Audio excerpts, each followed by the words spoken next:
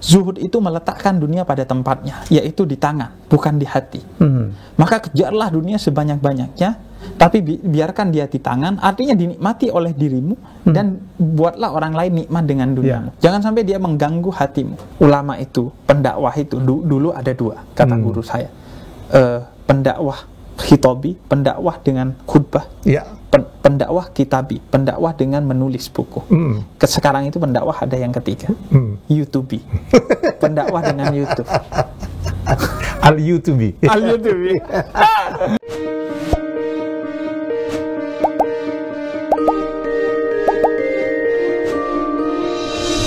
Ya, assalamualaikum warahmatullahi wabarakatuh. Tamu saya kali ini luar biasa. Saya udah lama sekali mencarinya. Waktu saya memanggilnya beliau ya, karena pantas dipanggil beliau. Tampil di podcast sahabat saya, Gita Wirjawan. Saya bilang saya mau dia juga berdialog dengan saya. Beginilah seharusnya seseorang yang berdakwah. Sejuk, ya, mencerahkan. Walaupun dia punya channel namanya Pemuda Tersesat. Habib Hussein Jafar Al-Hadar. Assalamualaikum. Waalaikumsalam, Bang Helmi. Aku manggilnya Bang Helmi aja. Boleh. Biar karena memang lebih tua. Hampir 2 kali lipat mungkin Habib ya. saya. Ya. Aku 33. Luar biasa. Udah menikah ternyata ya? Sudah menikah 2 tahun. 2 tahun. 2 tahun dan relatif telat sih. Ya. Karena kenapa terlalu memilih? Enggak, sebenarnya karena proses menikah di keturunan Arab itu kan agak unik ya. Ya, betul. Jadi mempertemukannya itu lama, kemudian ketika ketemu belum tentu cocok. Kadang secara fisik udah oke, tapi secara karakter.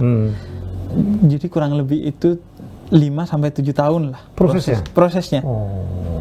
Karena ya itu sih ada menikah keunikan. Itu keluarga ya, menikah itu ya. Menikah itu keluarga. Sebenarnya agak mudah dalam satu sisi. Betul. Karena kan ikatannya kuat ya. Tahu, oh ini keturunannya ini. Dicek semua ya, Bib? Dicek semuanya.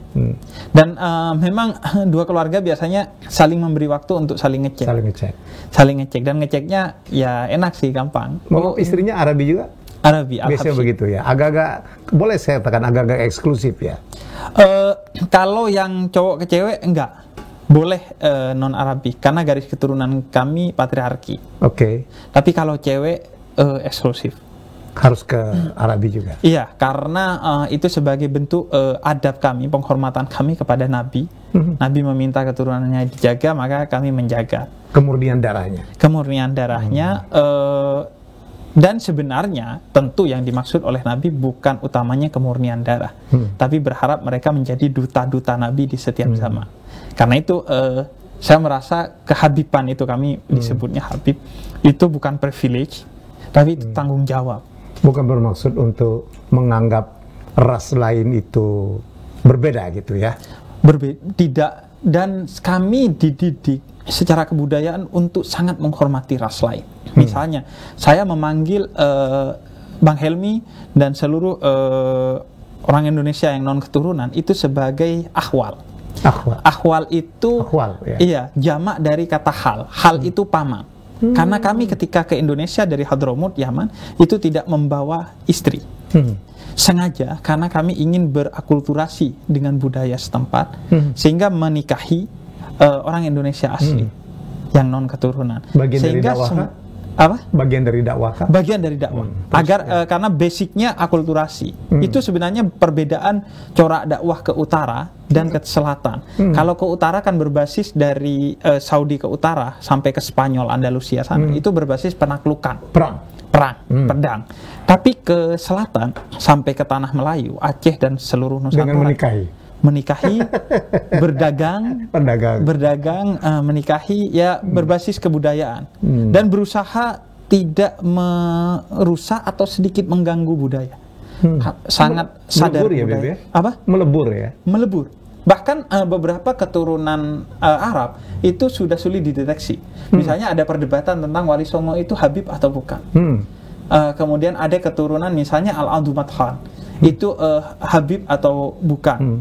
Keturunannya yang menyebut mereka dirinya Al-Adumat Khan. Itu ya karena memang Al-Adumat Khan itu Habib, tapi siapa saja itu sudah sulit karena saking meleburnya kami dengan mereka. Bahkan saking meleburnya Belanda itu ketakutan pada kami sehingga dibikinlah kampung Arab di setiap kota. Palembang itu melokalisir. Iya, Palembang salah satu yang terbesar, Surabaya dan Bondowoso kampung. Al-Munawwaroh kalau di Palembang. Al-Munawwaroh. Pinggir sungai. Itu buatan Belanda. Karena komunitas Arab itu pengaruhnya besar dan saya pikir strategis.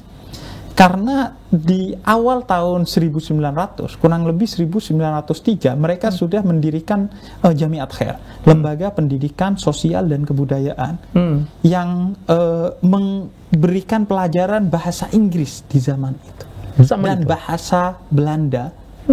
Agar kita gak digibahin lah sama orang Belanda kira-kira, untuk kemudian membangun semangat kemerdekaan. Sehingga tahun 1934 keturunan Arab itu bikin yang namanya Sumpah Pemuda Keturunan Arab, bahwa tanah air kami adalah Indonesia, bukan Yaman. Dan kami berjuang tumpah darah kami untuk Indonesia sampai mati. Kami adalah Indonesia, harga mati. Dan itu menjadi Partai Arab Indonesia. Salah satu petingginya Baswedan. Iya. Bapaknya Anies Baswedan. Bapaknya itu kakeknya? Kakeknya Anies Baswedan. Kemudian itu sahabatnya Gus Salim segala macam kalau nggak salah. Semua ya. Sahabatan. Salah satu yang melakukan gerakan diplomasi untuk kemerdekaan Indonesia. Dan menariknya, setelah Indonesia merdeka, Partai Arab Indonesia itu sudah punya cabang di hampir seluruh provinsi di Indonesia, tapi dibubarkan. Karena mereka tidak mau eksklusif. Mereka membiarkan masuk ke partai-partai, ke gerakan-gerakan masyarakat Indonesia. Jadi kita menyebutnya paman karena paman saya. Karena kan ibu saya pasti orang Indonesia asli. Ibu dari nenek moyang. Saya nggak pernah dengar ini ceritanya. Itu. Dan Bang Helmi tentu bukan paman saya, tapi saya diwajibkan untuk tetap memanggil paman Ahwal sebagai bentuk penghormatan.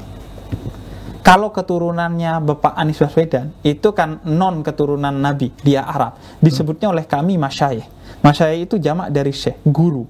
Karena keturunan Arab banyak yang berguru kepada keturunan Arab non Habib. Habib itu banyak yang berguru. Dan sampai sekarang nggak berguru, tapi tetap dipanggilnya syekh, guru. Karena kami harus menghormati siapa saja. Jamaknya Masyayikh. Dan Habib itu sebenarnya kan artinya dicintai dan mencintai. Kami dicintai, bukan kami secara subjek kemudian dicintai, tapi karena kami mencintai, maka kami dapat balasan untuk dicintai. Makanya relasinya kami dengan siapa saja, keturunan Arab non Habib, non keturunan Arab, adalah relasi penuh cinta. Habib itu kan relate ke keturunan Nabi Muhammad ya? Iya. Kalau yang Masyayikh itu yang tidak bersambung ke keturunan Nabi, tapi dia orang Arab. Termasuk Hussein pun? Iya. Ya. Keturunan dari marga Al-Haddar. Dari Al-Haddar. Al-Haddar itu banyak di Ternate dan di Jawa Timur. Saya jarang dengar Al-Haddar itu ya. Mungkin yang salah satu yang familiar adalah Bapak Fadil Muhammad. Oh, itu Al-Haddar? Al-Haddar. Gorontalo. Di sana banyak ya. Keturunan. Kalau Al-Haddad banyak. Al-Haddad banyak. Di Pasar Minggu salah satu titiknya. Di Jakarta. Al-Haddar.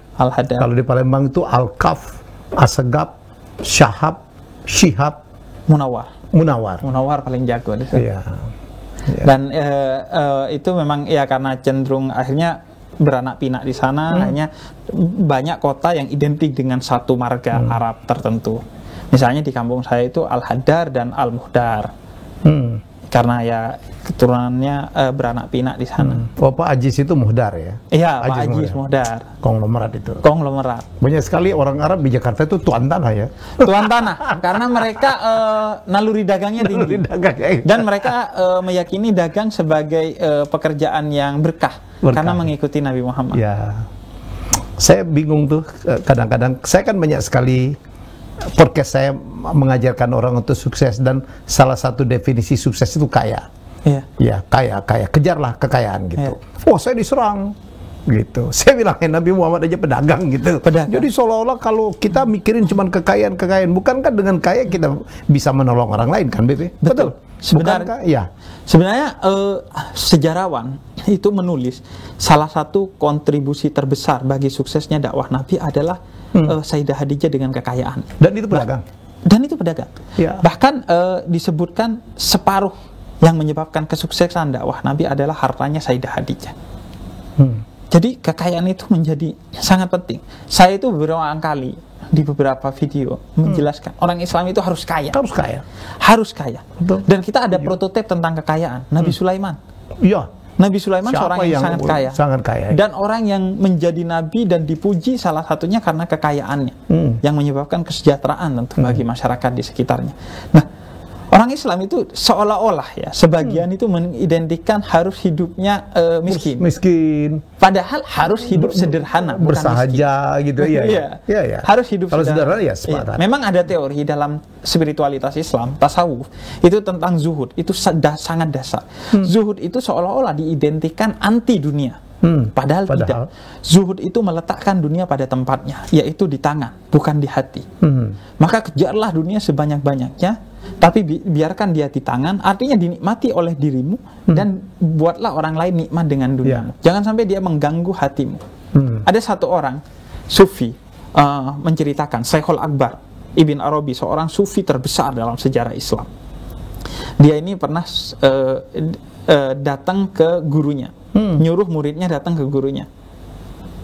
Datang ke gurunya, dan si gurunya ini yang menyuruh itu disebutnya sufi kepala ikan. Karena makannya cuma kepala ikan, dagingnya disedekahkan. Ya, saya pernah dengar. Nah, suruh pergi ke sufi, minta nasihat tentang dunia. Datang ke sufi, ternyata rumahnya mewah. Ya. Guru saya rumahnya sederhana, suruh minta nasihat tentang dunia ke orang yang rumahnya mewah. Ya udahlah ya, guru yang nyuruh. Masuk, disajikan makanan mewah dan ikan beserta daging-dagingnya, nggak kepalanya doang. 2 kali dia datang. Enggak, curiga. Rumahnya mewah, makannya daging ikan bukan kepala ikan. Seharusnya dia yang datang ke guru saya, kata dia. Dan yang ketiga, ketika dimintai nasihat, zuhudlah. Jangan bermewah-mewahan. Lu yang mewah-mewahan, kata dia dalam hati. Tapi dia nggak berani, guru. Dia pulang, datang ke gurunya, kata dia, suruh sederhana dalam hidup. Benar, kata dia. Lu bingung. Guru, kamu yang miskin, sederhana, dia yang mewah dan kaya. Kenapa justru dia yang menasehati kamu tentang hidup sederhana? Kata dia, saya makan kepala ikan, tapi di pikiran dan hati saya selalu gimana rasanya enaknya daging ikan, kepalanya aja enak. Dia makan daging ikan, tapi hatinya dan pikirannya tidak pernah diganggu oleh daging ikan. Jadi, kaya secara finansial itu wajib. Harus mengejar kekayaan itu. Kalau tidak, kita akan terjajah secara ekonomi. Betul. Umat Islam itu kan salah satu PR besarnya adalah keterjajahan secara ekonomi. Ini PR kita kan sekarang. PR kita. Maka dari itu, saya misalnya, kakek saya itu punya tidak kurang dari 7 rumah, 3 toko di seluruh Jawa Timur. Padahal umurnya hanya 35 tahun, mati muda dia. Jadi mati muda, 35 tahun berarti seumuran saya sekarang, punya 7 rumah. Saya 1 rumah belum, Bang Hel. Itu kan menunjukkan sebenarnya, padahal kakek saya tentu jauh lebih mulia, lebih pintar, lebih bersih hatinya dari saya. Saya mengetahui persis beliau. Salah satu warisannya adalah buku. Beliau pernah berkata, kalau mau melihat orang, kecerdasannya, kepintarannya, lihat bukunya. Asal bukunya sudah dibuka dari plastiknya ya. Orang lihat buku yang dia baca. Iya, buku yang dia baca maksudnya. Sekarang tapi buku diplastikin, artinya nggak dibaca, cuma dipajang doang kadang. Nah, beliau kaya. Tapi seolah-olah pendidikan tentang pentingnya kekayaan bagi seorang muslim itu sekarang termasuk di keturunan Arab melemah. Seolah-olah orang kalau kaya pasti sombong. Pasti sombong. Pasti nggak benar. Pasti nggak benar. Pasti uangnya banyak haramnya. Pasti terlalu mengejar dunia, melupakan ibadah gitu. Betul. Itu stereotyping banget, mengganggu sekali tuh. Netizen ngomong menyuruh orang kaya, ibadah yang penting. Emang orang kaya itu tidak beribadah? Padahal satu hari ketika Nabi Musa naik ke Gunung Tursina berdialog dengan Tuhan, dalam salah satu diskusi dijelaskan, mana ibadahmu wahai Musa? Kata Musa, semua ibadahku, zikirku untukmu. Enggak, in ahsantum li anfusikum. Semua kebaikanmu itu untuk dirimu sendiri, kata Allah, bukan untukku. Kemudian kata Nabi Musa, apa ibadah yang khusus untukmu, yang paling mulia? Kemudian kata Tuhan, idkhalus surur fi qalbil ihwan bis sadaqah. Masukkan rasa bahagia ke hati orang lain dengan sedekah. itu ibadah termulia di sisi Allah. Dan sedekah harus kaya, walaupun bisa jadi sedekah tidak dengan kekayaan, dengan senyuman dan lain sebagainya. Tapi ya paling enaknya sedekah diterima oleh orang miskin ya paling enggak harta, jasa. Karena itu PR banget bagi kita, bagi umat Islam. Umat Islam itu seolah-olah dinabobokkan untuk miskin. Agama salah satunya diselewengkan menjadi candu bagi kemiskinan. Menjadi candu bagi kemiskinan. Dinabobokkan. Seolah-olah ya gak apa-apa, sabar, yang ada syukuri. Ya itu baik, tapi kita harus berusaha untuk menjadi orang kaya. Karena akses terhadap ekonomi itu salah satunya adalah akses untuk dakwah. Makanya keturunan Arab ketika ke Indonesia itu bawa harta. Imam Ahmad Al-Muhajir dari Basrah, Irak ke Yaman itu membawa 80% propertinya untuk dakwah ke Yaman, karena dia tahu Yaman secara ekonomi drop waktu itu. Karena itu dakwah dengan uang, dengan sedekah. Iya. Ketika pergi ke Indonesia, kami berdagang. Bahkan ada perdebatan kadang orang Arab itu ke Indonesia mau dagang apa mau dakwah. Saking kentalnya karakter dagang keturunan Arab. Tapi memang dagang itu medium. Sebagaimana saya mediumnya sekarang adalah media sosial dalam dakwah. Orang dulu dengan dagang. Dahsyat ya. Saya kemarin nonton YouTube satu orang profesor, saya lupa, membahas ini persis. Dia memang kita perlu kaya, karena untuk menyempurnakan rukun Islam saja itu perlu kaya. Iya. Kan rukun Islam kelima banyak ibadah yang harus pakai duit. Naik haji misalnya. Naik haji, kemudian sedekah. Bahkan puasa. Puasa itu kan mendidik kita untuk yang kaya cosplay jadi orang lapar, jadi orang miskin, agar tidak pernah tega melihat orang miskin. Dan agar membantu ujungnya. Agar sedekah. Dan sedekah itu kan saking pentingnya, banyak wujudnya. Ada wakaf, ada hadiah, ada infak, ada sedekah, ada zakat. Jadi karena itu pentingnya sedekah. Dan karena itu hanya bisa dilakukan kalau kita punya untuk kita sedekahkan, untuk wakafkan, kan ya? Betul. Karena juga kadal fakru an yakuna kufron. Dalam tradisi Islam dikenal kefakiran itu bisa mendekatkan kamu ke kekafiran. Orang kalau udah miskin, tentu ini oknum, bisa mikirnya yang macam-macam, mencuri, korupsi, dan lain sebagainya, menjadi orang kafir. Jadi saya rasa sama-sama ada jebakannya. Kaya miskin sama-sama ada jebakannya, sama-sama ada peluangnya masuk surga. Ada orang yang masuk neraka karena kekayaannya, tapi banyak orang yang masuk surga karena kekayaannya. Sebagaimana banyak orang yang masuk neraka karena kemiskinannya, banyak juga orang yang masuk surga karena kemiskinannya. Betul. Jadi peluangnya sama. Belum lagi masalah pintu rezeki katanya ya. Sebagian besar pintu rezeki itu milik para pedagang ya. Betul. Jadi pintu rezeki itu ada 7 dalam Quran. Ya salah satunya dengan berdagang. Salah satu. Iya, salah satunya. Dan biasanya kan itu menunjukkan bahwa karakter kita sebenarnya suka kepada kekayaan. Karena itu misalnya di Quran kita diembel-embeli salah satu pintu rezeki dengan menikah. Jadi nikah ya untuk cari rezeki, punya anak untuk cari rezeki. Karena posisi rezeki itu menjadi penting. Meskipun rezeki gak mesti uang ya, tapi bisa dengan kebahagiaan, anak yang baik, istri yang baik, suami yang baik. Jadi tapi itu bukan sesuatu yang dipertentangkan ya. Bukan sesuatu ya, agama itu, Islam khususnya, tidak sepertinya gimana gitu memandang kekayaan. Iya, karena ini juga poin penting. Nabi itu setelah hijrah ke Madinah, yang dibangun pertama adalah masjid. Kedua, itu adalah pasar. Pasar yang dibangun oleh Nabi kedua setelah masjid.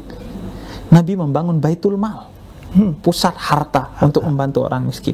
Nabi membangun masjid bergandengan dalam area masjid itu dengan sufah. Sufah itu rumah bagi orang yang tidak punya rumah, tunawisma. Salah satu orang terbesar dalam sejarah Islam, Abu Hurairah, periwayat hadis terbanyak, lahir dari sufah itu.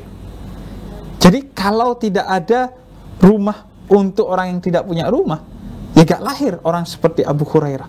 Orang Abu Hurairah itu lahir karena ditolong secara ekonomi oleh umat Islam dalam komando Nabi pada saat itu. Dan untuk bangun supa itu pasti diperlukan kekayaan. Itu kekayaan. Jadi masjid Nabi itu sempit, tapi luas untuk orang yang mau minta bantuan apa-apa. Dan itu yang salah, bahwa masjid itu seharusnya diperuntukkan juga sebagai pusat ekonomi. Itu juga selama ini di kita nih kok seolah-olah itu nggak boleh. Iya. Masjid itu harus dijaga gitu ya. Iya. Dari hal-hal yang seperti itu. Hanya untuk ibadah. Ternyata Berdagang juga ibadah. Padahal. Makanya saya salah satu yang terpukau kepada Masjid Riyadh di Solo. Itu kan ada dikelilingi oleh toko-toko. Bahkan salah satu trik sebagian wali, orang yang dekat kepada Allah, itu salah satu triknya kalau mau membangun ekonomi di satu tempat. Konon almarhum Gus Dur juga begitu.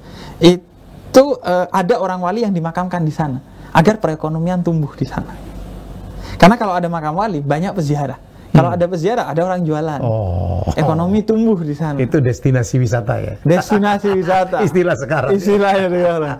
Jadi iya, karena kalau tidak tanpa ekonomi ya paling kita akan punya PR besar. Ya. PR besar. Karena itu butuh pertumbuhan ekonomi, kesadaran ekonomi.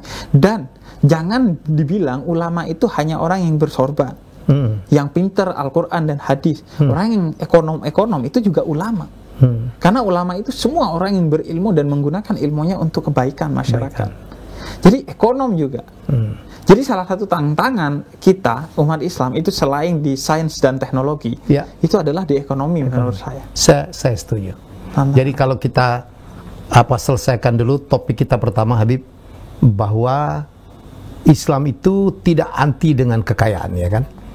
Harus kaya, malah harus kaya. Asal bagaimana cara mencari kekayaannya, asal kekayaannya dipergunakan untuk hal-hal yang baik. Betul? Dan sebenarnya asal itu nggak perlu disebutkan sih, karena semua hal ada asalnya. Boleh miskin, asal tetap sabar. Semua hal pasti ada asalnya. Boleh jadi ulama, asal tetap rendah hati. Semua pasti ada asalnya. Jadi bukan hanya kekayaan yang ada syarat dan ketentuan yang berlaku, semua hal. Maka sebenarnya ya nggak perlu pakai asal ya, itu sudah inherent sebenarnya dalam kekayaan, dalam kemiskinan, dalam keulamaan, semuanya inherent. Luar biasa. Memang Habib milenial. Siapa sih yang beri gelar Habib milenial pertama? Itu di detik.com. Detik.com. Karena pakai jeans ya. Iya, pakai jeans, pakai sekitar sepatu sport, kemudian gini, kemudian paling enggak pertama tema yang dakwah saya milenial. Kemudian bahasanya milenial, medianya media sosial, penampilan Anda pun harus dan penampilannya. Jadi semuanya milenial. Jadilah Habib milenial. Jenggot aja, mohon maaf, segini aja. Jenggot segini. Nggak begitu suka jenggot panjang, karena ngerawatnya susah. Nggak bisa ngerawat, nggak telaten ngerawat. Habib punya YouTube ya? Punya YouTube. Saya bilang begini, Bang Helmi. Ulama itu, pendakwah itu dulu ada dua, kata guru saya. Pendakwah khitobi, pendakwah dengan khutbah. Pendakwah kitabi, pendakwah dengan menulis buku. Sekarang itu pendakwah ada yang ketiga, YouTube. Pendakwah dengan YouTube. Al-YouTube. Boleh deh. Jadi punya berapa channel sekarang? Sekarang ada 3 channel. 3 channel. Satu lucu-lucu lagi ya? Jeda nulis itu yang ceraknya pribadi. Kemudian yang kedua ada Cahaya untuk Indonesia. Itu yang lebih mendatangkan ulama. Karena saya dicurigai, Bang Helmi, ngomongnya yang tema-tema milenial, nggak ngomong yang Quran, hadis. Bikin Cahaya untuk Indonesia. Itu lebih serius. Sebenarnya serius semua sih, cuman coraknya cara menyampaikannya yang berbeda ya. Kemudian ada Pemuda Tersesat. Itu kolaborasi dengan Coki dan Muslim. Yang sempat kontroversi itu ya. Iya, yang satu agnostik, yang satu Muslim, tapi barbar lah nanyanya. Nah, Pemuda Tersesat ini platform untuk pertanyaan-pertanyaan yang menjadi kegalauan generasi milenial, tapi tidak mungkin ditanyakan di masjid. Karena ya gimana ya, misalnya orang nanya kalau pahala dan dosanya 50-50, itu nanti apakah extra time di dunia?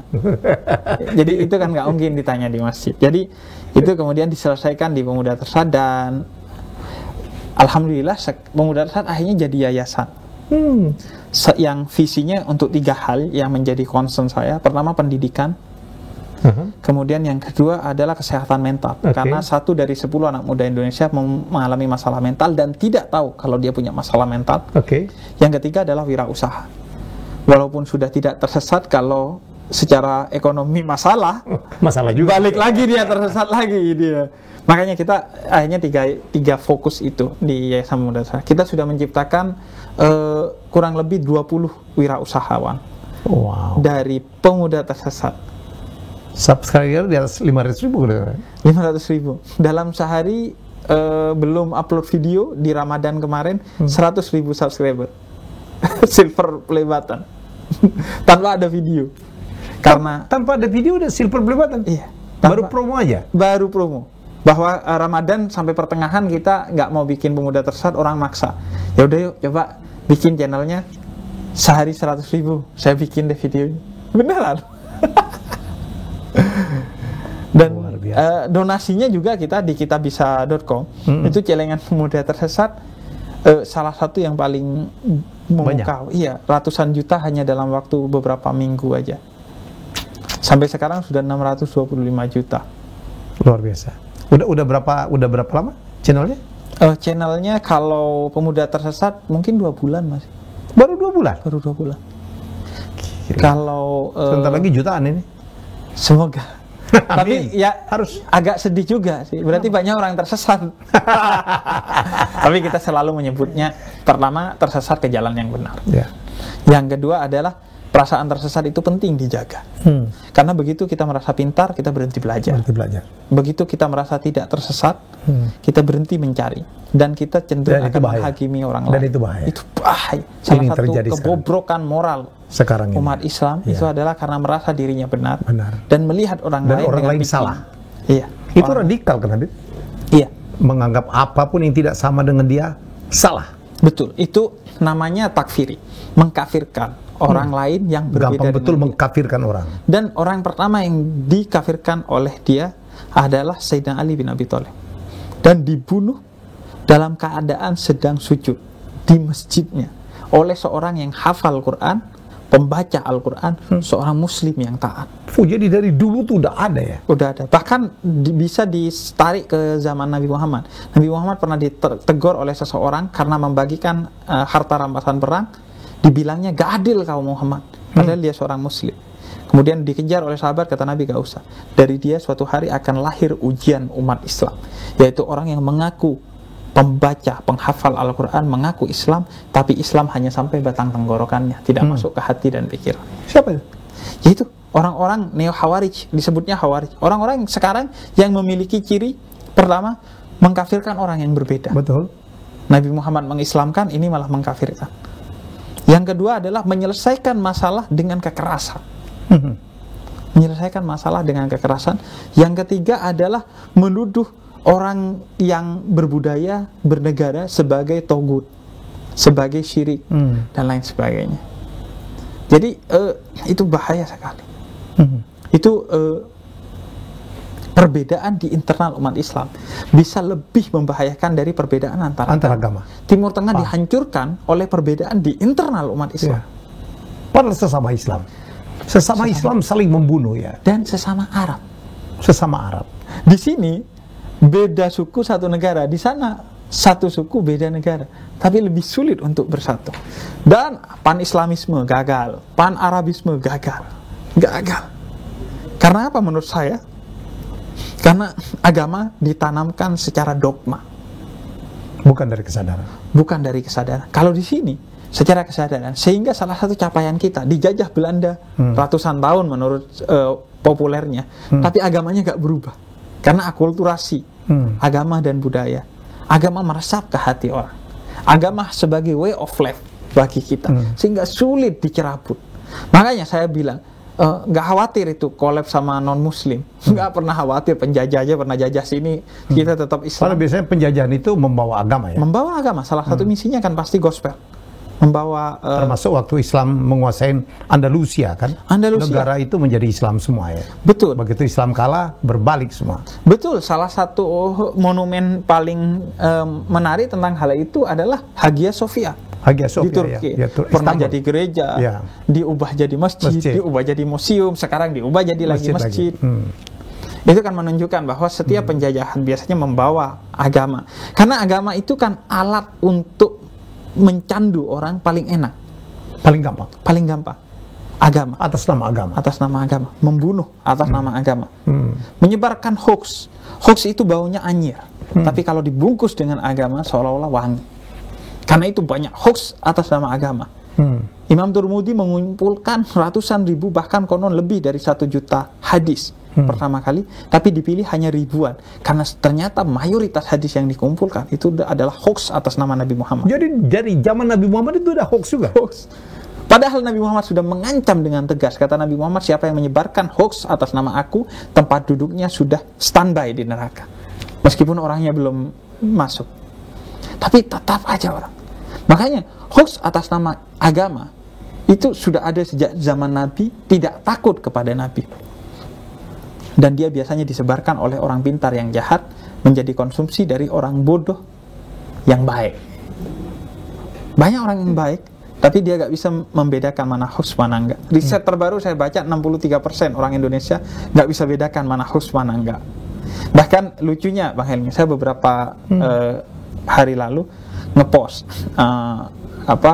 saya jualan buku, saya ngepost buku, beli di sini, saya kasih akunnya. Komen pertanyaannya Bang Helmi, belinya di mana, Bib? Literasi kita. Ya, dari nggak nyampe 1 paragraf Bang Helmi. 3 kalimat, belinya di sini. Nanya komen. It happened to me. Saya kan lagi launching buku nih. Udah jelas hubungi di sini. Hubungin siapa Pak Helmi? Literasi kita sangat rendah. Orang Jepang di halte baca buku, orang Indonesia di perpustakaan pacaran. Literasi kita. Dan bagi saya itu salah satu bencana terbesar kita. Literasi yang rendah. Literasi yang rendah. Itu membuat gampang diperdaya ya. Termasuk umat Islam. Ayat pertama, Iqra, bacalah. Karena dari membaca itu kamu akan selesai urusan dunia dan akhiratmu. Kamu aman di dunia dan akhirat. Tapi literasi umat Islam itu rendah sekali. Sekarang Bang Helmi, saya sering bilang Imam Ghazali itu karyanya berapa banyak. Padahal risetnya gak dibantu dengan Google, alat tulisnya gak dibantu dengan laptop. Saya nulis buku, ini buku saya sudah setahun. Gak bisa nulis buku lagi Bang. Itu literasi kita rendah sekali. Rendah literasi dalam hal menulis, membaca, atau apalagi sekarang dengan kritikal dalam reading, membaca dengan cermat. Apalagi dengan budaya medsos sekarang Habib ya. Apalagi belum tahu kebenarannya di repost. Betul. Ya, itu terjadi dan ini termasuk penanggulangan COVID itu banyak sekali hoax yang betul. Makanya tidak bertanggung jawab. Saya sering bilang tantangan kita sekarang bukan hanya pandemi, tapi infodemi. Ya, infodemi gimana? Hoax tentang pandemi, hoax tentang vaksin. Vaksin nggak vaksin gue mati kok, Bib. Iya, makan nggak makan juga lo mati. Apakah lo kemudian memilih untuk nggak makan? Nggak makan. Bib, jangan takut corona, takutlah kepada Tuhan. Sayyidina Umar orang yang paling pemberani dan paling beriman. Ketika masuk ke Syam ada pandemi di sana, beliau mengurungkan. Kata beliau, saya lari dari satu takdir menuju takdir lainnya. Hoax di mana-mana sekarang. Atas nama. Jadi ini bencana yang bisa jadi lebih besar dari pandemi. Orang dibunuh bukan karena pandemi, karena hoax. Ada satu kisah di Twitter yang sempat viral. Bagaimana ayahnya mati karena hoax di grup WhatsApp. Wah, jangan takut. Akhirnya ayahnya tetap melakukan ini dan itu, akhirnya mati karena corona. Makanya saya bilang kadang kunci hidup bahagia adalah keluar dari grup WhatsApp.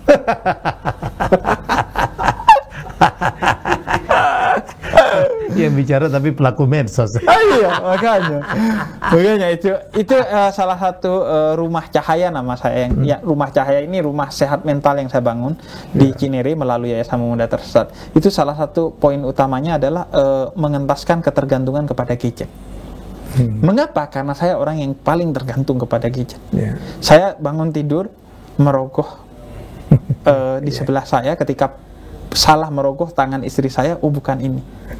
Yang saya cari HP, bukan tangan istri saya. Dari sana saya mikir, saya tidak baik-baik saja. Tidak baik-baik saja. Saya tidak sedang baik-baik saja. Orang Indonesia menghabiskan bangun tidur bukan mencium istri ya, ngelihat gadget dulu. Melihat gadget. Dan orang Indonesia 2019 VR Sosial memberikan risetnya 8 jam 36 menit orang Indonesia menghabiskan waktu. Dan rata-rata orang Indonesia riset yang lain menyebutkan 47 kali membuka HP-nya tanpa notifikasi. Nggak ada notifikasi, nggak getar. Riset terakhir ya. Riset terakhir 47 kali sehari. Average. Gila. 8,5 jam 47 kali. Makanya saya suka nyimpen beberapa hal kayak WhatsApp, Instagram yang sering saya buka, itu tidak di layar utama. Saya simpan di dalam folder agar kalau iseng nggak buka itulah. Walaupun ya kalau saya bukannya tentu bukan membela diri, tapi kalau saya kan memang kerjaannya dakwahnya di sana masih oke lah ya. Walaupun tetap saya punya kesadaran tentang itu. Tapi itu satu gadget itu satu apa ya? Kayak apa? Bermata dua gitu. Ada kebaikannya dan ada juga keburukannya ya, Bib ya. Sama kayak kekayaan saya pikir. Kalau kita anti gadget juga saya tidak setuju. Karena berarti anti zaman kan. Saya juga tidak setuju yang orang anti ini, anti itu, anti bioskop, anti musik. Enggak. Semua itu tergantung kepada kedaulatan diri kita. Kalau kamu sudah tidak berdaulat dengan dirimu, maka kamu akan diperbudak oleh apapun. Gadget, film, game, musik, semua akan memperdayamu. Jadi kuncinya bukan mengharamkannya, bukan melarangnya, bukan anti kepada itu, tapi mengendalikannya. Nah, karena itu pengendalian diri, jihadun nafas dalam bahasa Islam, itu adalah inti dari ajaran Islam. Perang utama adalah perang melawan hawa nafsu, agar kamu merdeka dalam kedirian. Karena itu kata Nabi, kullukum ra'in, setiap kamu adalah pemimpin. Wa kullukum mas'ul an ra'iyatihi, dan bertanggung jawablah atas kepemimpinanmu. Kepemimpinan utama adalah kepemimpinan atas diri kita sendiri. Kita itu gila diperbudak oleh semua hal. Ini seorang ulama al-YouTubi yang tersesat juga. Yang tersesat tapi tersesat di jalan yang benar. Semoga. Amin. Beb, ini bukunya keren banget ya. Tidak di Ka'bah, di Vatikan, atau di tembok ratapan, Tuhan ada di hatimu. Ini satu menunjuk pengakuan tentang sebuah pluralisme ya, Beb ya. Iya, toleransi antar umat beragama dan problem semua agama. Buku itu lahir dari satu gambar ketika awal pandemi. Ka'bah itu dibanggakan oleh sebagian besar umat Islam karena tidak pernah satu detik pun tidak ada orang yang mengitarinya. Vatikan selalu penuh oleh umat Kristiani. Tembok ratapan Yahudi sebenarnya berlaku juga bagi wihara, Tibet, dan semua agama. Tapi pandemi memaksa semua tempat itu sepi. Kemudian saya berpikir, jangan-jangan ini salah satu hikmah terbesar bagi saya sebagai orang yang menggeluti agama, bahwa selama ini saya hanya menjadikan agama sebagai seremoni belaka. Saya bangga, senang Ramadan karena keramaiannya, bukan karena ibadahnya. Saya bergembira ketika Lebaran karena kemeriahannya, bukan karena hikmah yang ada di Lebaran. Jangan-jangan saya juga berangkat haji karena hal-hal yang sifatnya instrumental, bukan substansial. Maka saya kosongkan masjid, kata Tuhan. Saya kosongkan Ka'bah. Saya paksa kamu di rumah. Apakah saya tetap hadir di rumahmu, dalam kesendirianmu, dalam kesepianmu? Kalau saya tetap hadir, maka berarti kamu benar-benar puncak dalam keislamannya, yaitu ihsan. Ihsan itu setelah Islam, iman, ihsan puncaknya, yaitu Tuhan hadir di hatimu. Habib, kemarin waktu Idul Adha terakhir, itu kan pemerintah menetapkan bahwa tidak perlu ke masjid untuk sholat Id. Iya. Ya, kan itu sebenarnya dengan alasan kebaikan ya, distancing ya, dan terus ada aja yang melawan, bahwa ini adalah perintah Allah. Ya, jadi menurut Habib gimana? Menurut saya jelas poinnya di Nabi Muhammad. Nabi Muhammad katakan semua tempat yang kamu gunakan untuk bersujud adalah masjid, kecuali kuburan dan kamar mandi. Kalau kamu tidak bisa ke masjid, maka jadikanlah rumahmu sebagai masjid. Dan itu jauh lebih mulia mungkin dalam beberapa hal. Karena pertama, dengan kamu di rumah saja menjadikan rumahmu sebagai masjid, kamu tidak mencelakai dirimu dan orang lain. La dorar wa la dirar, kata Nabi. Muslim yang baik tidak mencelakai diri dan orang lain. Siapa yang menyakiti, apalagi membunuh satu nyawa, kata Quran, dia seperti menyakiti dan membunuh seluruh umat manusia. Hifdun nafas, menjaga nyawa manusia, itu adalah salah satu dari 5 maqasidus syariah, tujuan agama Islam. Jadi orang yang memaksa ke masjid, bagi saya itu kezaliman yang nyata. Kalau memaksa ke masjid padahal dia tahu itu berbahaya. Atas nama alasan apapun, termasuk alasan agama sekalipun. Karena jangankan hujan pandemi, hujan air saja kita boleh tidak ke masjid, bahkan tidak Jumatan, mengganti dengan sholat duhur di rumah. Itu uzur syar'i, sebab yang disahkan secara syariat untuk tidak ke masjid. Kalau hujan deras yang ukurannya kata ulama kalau sampai basah kuyup, kalau kamu nerobos sampai basah kuyup, kamu boleh sholat zuhur di rumah sebagai ganti sholat Jumat di masjid. Sholat Jumat diwajibkan dalam Al-Quran, fardu ya. Iya. Jadi tetap di rumah saja. Bagi saya itu adalah jihad utama kita. Dan saya bilang di Idul Fitri kemarin, siapa yang paling menang? Yang paling menang adalah nakes, tenaga kesehatan. Mereka orang yang paling menang, karena mereka mengorbankan diri mereka untuk orang lain. Mereka mengorbankan diri, keluarga, anak, istri, suami untuk orang lain. Itulah jihad paling utama. Mereka lah jihadis. Kalau Anda mau jadi jihadis, bukan ke Afghanistan, bukan ke Irak, bukan ke Suriah, pergi ke rumah sakit, jadilah tenaga kesehatan, jadilah tenaga vaksin hari ini. Maka kalau Anda mati, Anda akan menjadi orang yang husnul khotimah, mati dalam keadaan terbaik. Tenaga kesehatan. Saya bilang di bulan Ramadan, malam-malam Ramadan, jangan anggap orang yang beribadah itu hanya yang tarawih di masjid, yang iktikaf di masjid. Para tenaga kesehatan di rumah sakit, mereka juga ibadah yang sangat mulia. Satpam yang menjaga pos ronda rumahmu, itu mereka beribadah Ramadan yang sangat agung. Makanya saya suka bilang, jangan sombongkan ibadah ritualmu, karena puncak dari ibadah itu adalah ibadah sosial dan spiritual. Inna sholata tanha 'anil fahsya'i wal munkar. Salat itu mendidik kamu untuk tidak keji dan mungkar kepada orang lain. Kalau sekedar salat ritual, maaf saya biasanya mencandainnya sebagai yoga bersyariah. Iya, kalau salat tapi tidak membawa kebaikan bagi orang lain. Salat yang dipuji di Quran dari salah seorang sahabat Nabi adalah seorang sahabat yang ketika ruku dia menjulurkan tangannya kepada pengemis di luar masjid yang sedang meminta-minta untuk cincinnya diambil. Itu sholat yang dipuji di dalam Al-Quran. Kita kadang ketika sudah sholat, mohon maaf, sedekah senyum aja sulit kadang. Merasa diri paling benar. Kemudian muka kita nggak tersenyum. Itu tentu krisis. Kita menyayangkan itu, ironi. Karena Tuhan bersama orang-orang di dunia. Karena itu Nabi ketika dimi'rajkan ke langit, ke Sidratul Muntaha, kemudian Nabi turun lagi ke bumi. Kata Muhammad Iqbal, salah seorang penyair Persia, kalau saya jadi Muhammad, saya gak akan turun lagi. Udah ketemu dengan Tuhan yang maha indah, suruh ketemu dengan kita yang maha kotorin.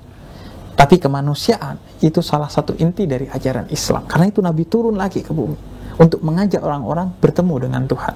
Maka ketika kita turun dari masjid, mari ajak orang-orang di luar sana.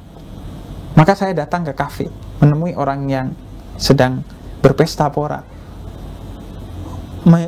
untuk beradaptasi dengan mereka agar mereka tidak berjarak dengan agama.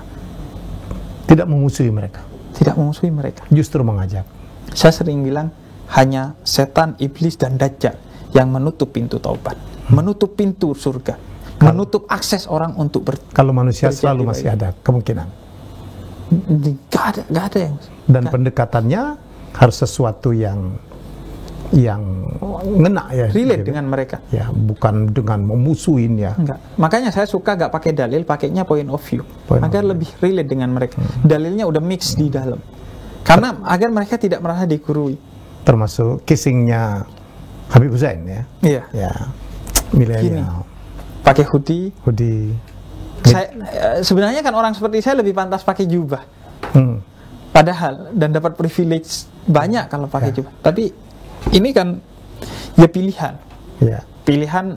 Ini bukan kissingnya Habib banget ya. Sebenarnya. Tapi orang juga pakai ini banyak banget ya sekarang. Iya, pakai ini di kebelakangin lagi. Kadang saya ditegur kok di belakang kayak orang Yahudi katanya.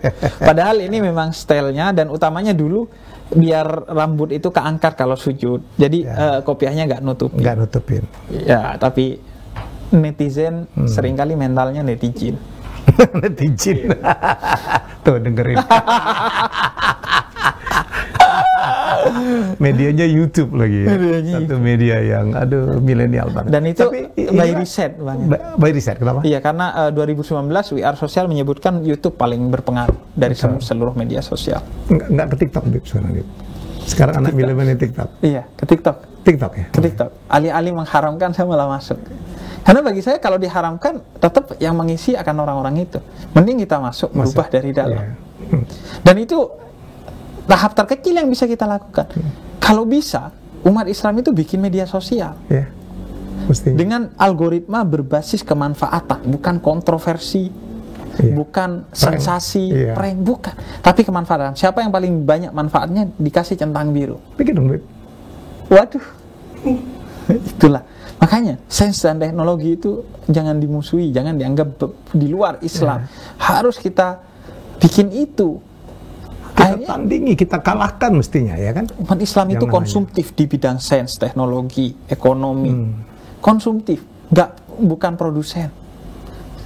Makanya itu yang disayangkan. Dan tentu ini otokritik utamanya bagi diri sendiri. Karena itu sekarang ya berusaha melakukan. Saya senang ada Habib yang fokus kepada anak-anak muda, para milenial. Makanya mendekatin milenial harus dengan gaya milenial, dengan casing milenial, dengan cara bicara milenial, dengan media milenial ya. Betul. Media. Nabi Muhammad itu pernah di masjid ada Arab Badui masuk. Terus? Woi, nabinya di mana nih? Ngomong gitu. Terus? Karena gak kelihatan bedanya Nabi dengan umatnya. Tidak pernah menggurui, memanggil umatnya sebagai sahabat. Tidak pernah menggurui. Saya mencoba mengikuti itu. Saya menyesuaikan. Selama bukan sesuatu yang haram, kecuali saya mabuk bersama untuk menemani orang mabuk dan kemudian mendakwah, itu masalah. Ini enggak, aurat ditutup dan lain sebagainya. Tapi masih ada aja yang mempertanyakan atau bahkan mempermasalahkan. Kalau mempertanyakan oke, tinggal dijawab. Kalau mempermasalahkan ini yang repot. Saya setuju, Beb. Tapi ayah saya selalu bilang, kita tidak punya urusan dengan manusia. Kita tidak dituntut untuk baik di mata manusia. Urusan kita dengan Tuhan. Selesai. Saya setuju, Beb. Saya kan bermain di komunikasi. Komunikasi itu tips nomor 1 itu speak in audience language.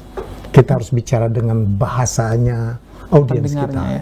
Kalau audiens kita milenial, kita harus bicara bahasanya mereka. Kita harus masuk kadang-kadang cara berpakaian mereka.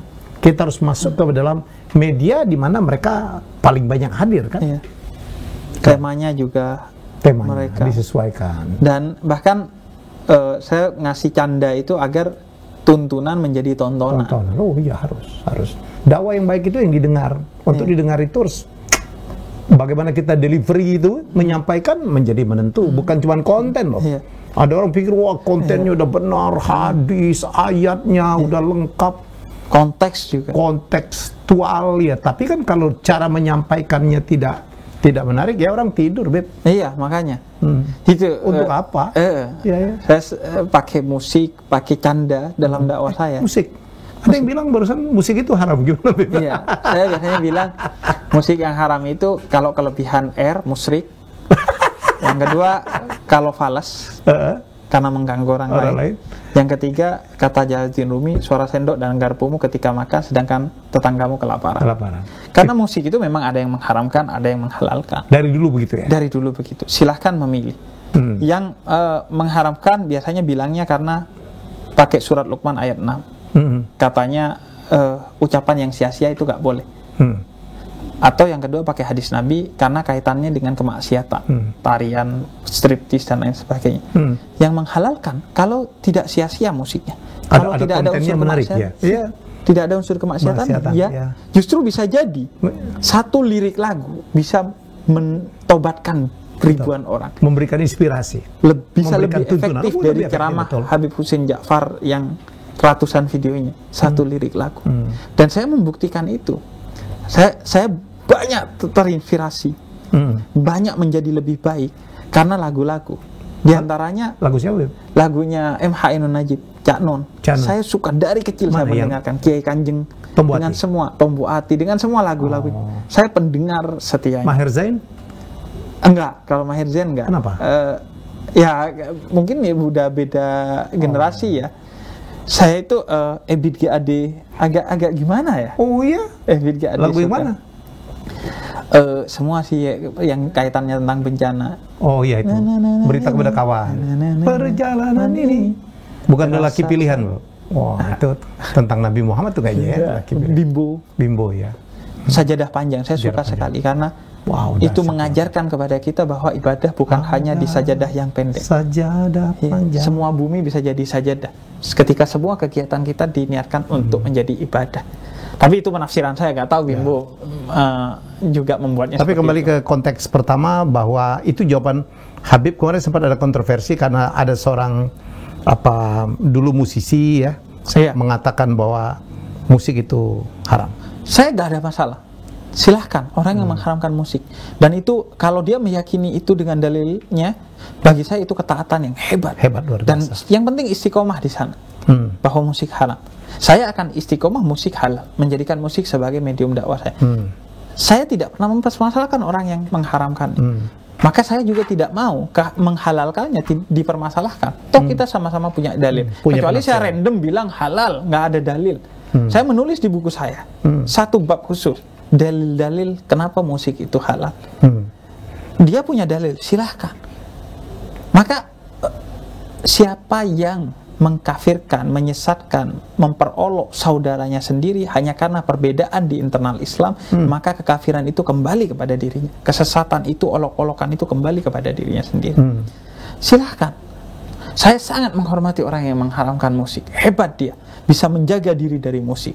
Saya gak kebayang jadi orang yang bisa tidak mendengarkan musik. Saya salut dengan semua itu.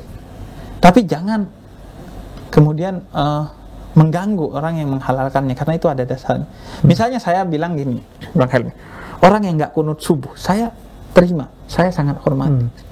Tapi saya kurang respect kepada orang yang tidak kunut subuh, kemudian dia menjadi imam, dan ketika waktunya kunut dia langsung sujud, tidak memberi waktu kepada makmum yang mungkin meyakini kunut subuh untuk kunut sendiri. Oh iya. Saling menghormati, saling memberi ruang. Dan saya sering bilang, saya kepada Coki Pardede agnostik aja memberi ruang di YouTube saya, apalagi ke kawan-kawan muslim yang berbeda. Saya welcome, ayo kita dialog, ayo kita ngobrol, agar jadi inspirasi. TV itu kalau layarnya hitam putih kurang menarik. Ketika sudah warna-warni baru menarik. Beda itu nada. Jadi beda itu indah, beda itu rahmat karena menghasilkan nada. Saya membayangkan kalau semua orang muslim juga kan nggak enak juga. Betul. Saya bayangkan juga kalau semua orang muslim belum tentu tidak perang, buktinya di Timur Tengah perang, karena kadang kemanusiaan itu menjadi sangat penting untuk digandengkan dengan keislaman kita. Dan bukankah agama diturunkan ke dunia itu untuk perdamaian kan? Iya. Bukan untuk justru menjadi alasan untuk kita berperang ya. Iya. Karena itu Nabi ketika hijrah ke Madinah, itu yang dilakukan adalah mempersatukan orang muhajirin dari Mekah, muslim Mekah dengan orang Ansar, muslim asli Madinah. Setelah Nabi bikin piagam Madinah, Nabi mempersatukan Muslim dan non-Muslim, Yahudi, Nasrani yang damai dengan kami, yang mau bayar jizyah, pajak, sebagaimana kami membayar zakat, silahkan hidup damai. Jangan diganggu, dilindungi oleh hukum Islam. Ketika Nabi kembali Fathum Mekah, orang bilang itu penaklukan kota Mekah. Tidak, itu pembukaan kota Mekah. Fataha itu pembukaan kota Mekah. Terbuka Mekah bagi siapapun agamanya. Tidak bertuhan, silahkan. Yang penting jangan menyakiti hati orang lain, jangan memerangi, jangan melukai. Hidup damai dalam ketaatan kepada hukum. Silahkan. Nabi Muhammad itu udah mencontohkan ya, Habib. Mencontohkan. Iya. Nabi Muhammad sangat mencontohkan. Sangat plural ya. Sangat plural, siapa saja. Siapa yang bukan saudaramu dalam agama, dia saudaramu dalam kemanusiaan. Dalam kebaikan. Dalam kebaikan. Fastabiqul khairat, berlomba-lombalah dalam kebaikan, bukan fastabiqul haq, bukan berlomba-lomba dalam kebenaran, kata Quran. Beb, apa hukumnya kita orang muslim membantu orang non-muslim, bersedekah kepada non-muslim? Apakah itu tetap akan juga menjadi pahala?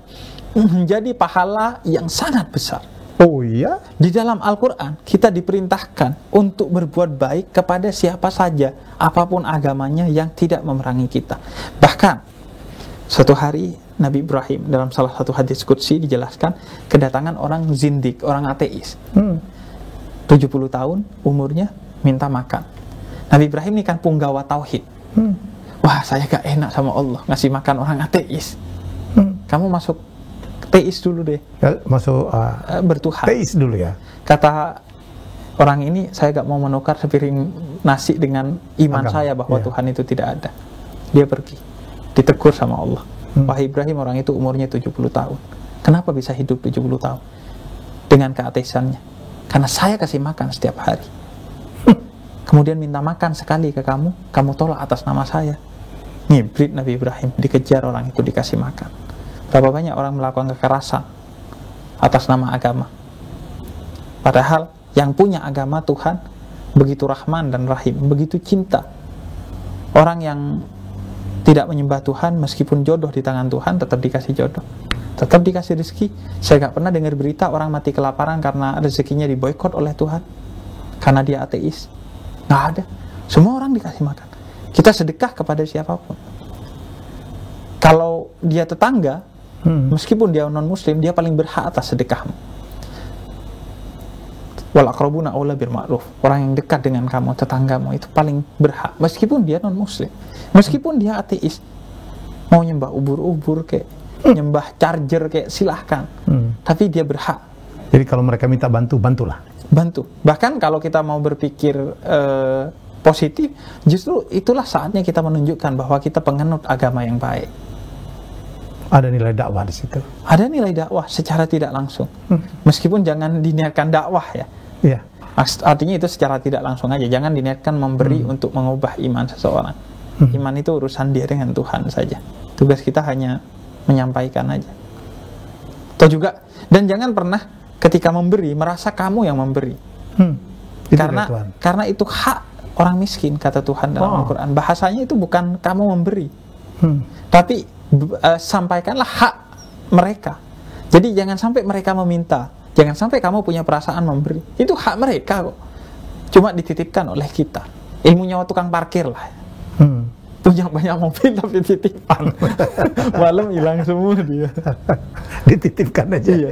Itu seorang pemabuk pernah menasihati saya, Bang Helmi. Oh ya, real nih. Real, kisah nyata. Dia sangat berbagi. Entah kenapa ya, faktanya orang itu kalau ritualnya kurang, biasanya berbaginya tinggi. Pemabuk, penjudi itu biasanya sedekahnya tinggi. Nah, terus dia bilang, kain kafan itu gak ada sakunya.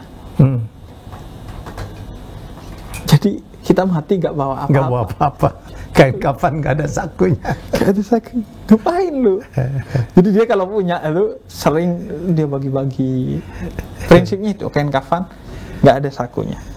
Hikmah dari seorang pemabuk. Dan dipelajari oleh seorang Habib. Jadi karena itu saya sering bilang, kunci menuntut ilmu itu adalah kerendahan hati. Kunci masuk surga itu kerendahan hati. Mengambil pelajaran dari mana saja. Saya di awal-awal itu dipertanyakan, kok sama Coki, kok sama Uus, kok sama ini. Lah, Gak ada jaminan kita lebih baik dari dia. Gak ada jaminan kita lebih surga. Gak ada jaminan, kita gak tahu. Gak tahu, itu semua hak prerogatif Tuhan. Jadi ya udah, jalani, mengambil hikmah dari mana saja, mengambil pelajaran dari mana saja, nikmati hidup. Menikmati hidup, karena menikmati hidup itu salah satu bagian dari bentuk syukur kita kepada Tuhan. Kadang orang kan traveling mulu loh, nggak ibadah loh. Lah, traveling itu ibadah. Karena ayat Tuhan itu juga ada di alam semesta yang disebut dengan ayat-ayat kauniyah. Orang traveling mensyukuri nikmat Tuhan, tahaddus bin nikmah, itu adalah ibadah yang sangat mulia. Makanya rendah hati, jangan sombong lah, jangan merasa ibadah itu hanya di masjid, sekolah itu ilmu itu hanya di sekolah. Tidak, di mana-mana. Kata orang Arab, khudil hikmah walau min duburi kalbi, ambillah ilmu walau dari pantatnya anjing. Sampai segitunya untuk menggambarkan ilmu itu ada di mana-mana. Jadi ya itu kuncinya sih sebenarnya. Rendah hati dan terbuka. Karena itu kafir itu dalam bahasa non Arabnya adalah kofar.